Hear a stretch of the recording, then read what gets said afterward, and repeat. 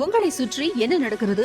உண்மையை தெரிந்து கொள்ள வேண்டுமா? 24/7 தொடர் நேரலை. உள்ளூர் முதல் உலக அரசியல் வரை முக்கிய அரசியல் தலைவர்களுடன் அனல் பறக்கும் நேர்காணல்கள், விறுவிறுப்பான விவாதங்கள், ஆழமான அரசியல் பார்வைகள். யூடியூப், ட்விட்டர், பேஸ்புக், இன்ஸ்டாகிராம், அரட்டை, டெலிகிராம், வாட்ஸ்அப் என எங்கெல்லாம் நீங்கள் இருக்கிறீர்களோ அங்கெல்லாம் உங்கள் சாணக்கியா.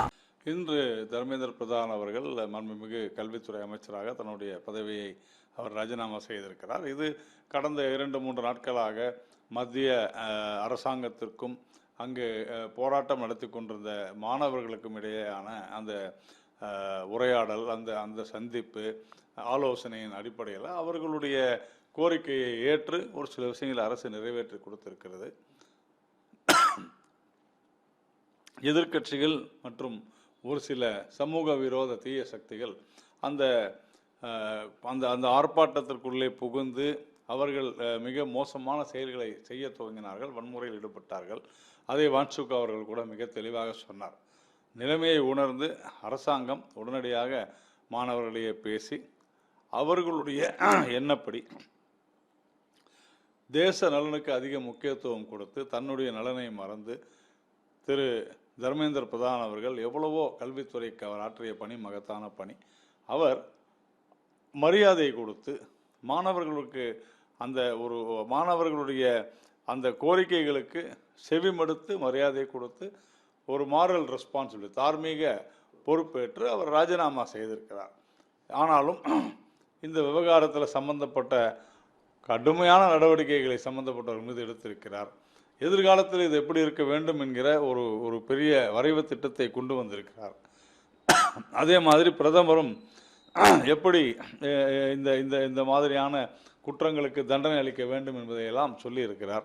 இதையெல்லாம் தாண்டி மாணவர்களுடைய கோரிக்கைகளுக்கு மரியாதை கொடுத்து அவர் ராஜினாமா செய்திருக்கிறார். அவர் மீண்டும் பல்வேறு பொறுப்புகளில் உறுதியாக வருவார் என்று நம்புகிறோம். கரப்பாம்பூச்சி ஜனதா பார்ட்டி உடனடியாக ரெசிக்னேஷனை தொடர்ந்து ஒரு பேச்சுவார்த்தை ஈடுபட்டு அந்த பேச்சுவார்த்தைக்கு பிறகு நாங்கள் இந்த போராட்டத்தை கைவிடுகிறோம் என சொல்லி அவர்களுடைய போராட்டக்காரர்களை கலைந்து போக வேண்டும் என சொல்லியிருக்காங்க.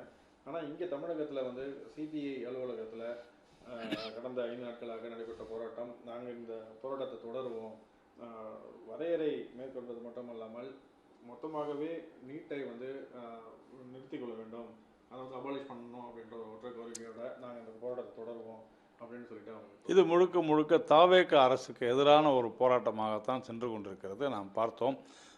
குறிப்பாக கடந்த சில நாட்களாக பாரத பிரதமர் மீதும் அதே மாதிரி பாரதிய ஜனதா கட்சி மீதும் தாவேகா மீதும் முதலமைச்சர் விஜய் அவர்கள் மீதும் தொடர்ந்து பல்வேறு மிக மோசமான தரக்குறைவான வார்த்தைகளை அந்த இடத்திலே பேசிக் கொண்டிருக்கிறார்கள். நாம் சமூக வலைதளங்களில் பார்த்து கொண்டிருக்கிறோம்.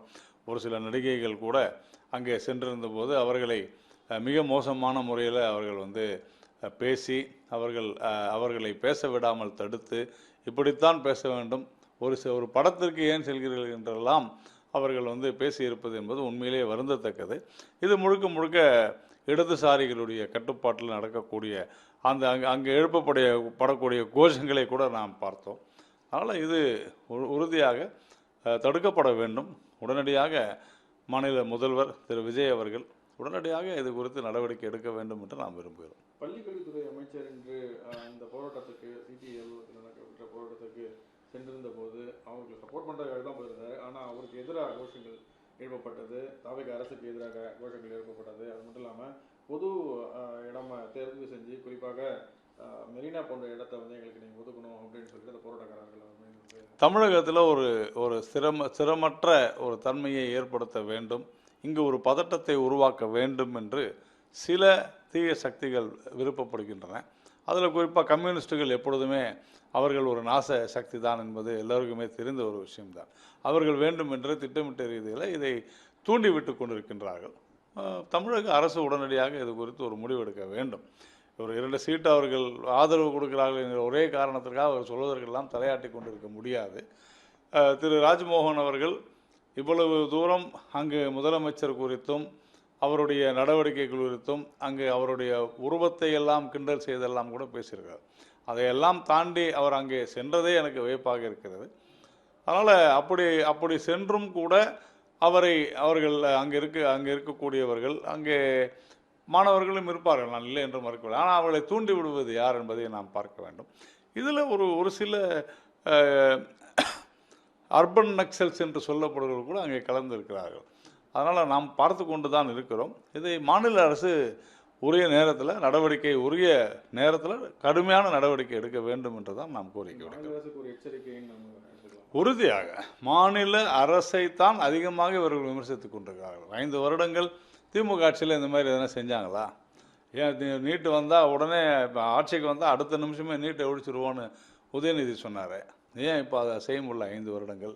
இது முழுக்க உச்சநீதிமன்றத்தினுடைய உத்தரவுப்படி தான் நடக்கிறது என்பது தெரிந்தும் வேண்டும் என்றே திட்டமிட்ட ரீதியில் குழப்பத்தை ஏற்படுத்த முயற்சிக்கிறார்கள். கம்யூனிஸ்ட் வந்து தாவேகா அரசுடன் கூட்டணியில் இருக்காங்க, இருந்தாலும் இந்த மாதிரி கம்யூனிஸ்டுகள் யாருக்குமே என்றைக்குமே, ஏன் சொந்த நாட்டிற்கு கூட அவர்கள் உண்மையாக இருக்க மாட்டார்கள், இருந்தது இல்லை என்பது உலகறிந்த உண்மை. அதனால் அவர் கம்யூனிஸ்டுகள் எல்லாம் ஒரு பொருட்டாக நாம் எடுத்துக்கொள்ள வேண்டிய அவசியமே இல்லை. முதல்ல கம்யூனிஸ்டுடைய ஆதரவோடு இந்த அரசாங்கம் நடக்கிறது என்று திரு ஜோசப் விஜய் சொல்லிக்கொள்வதே அவருக்கு வெட்கக்கேடான ஒரு விஷயமாக நான் கருதுகிறேன்.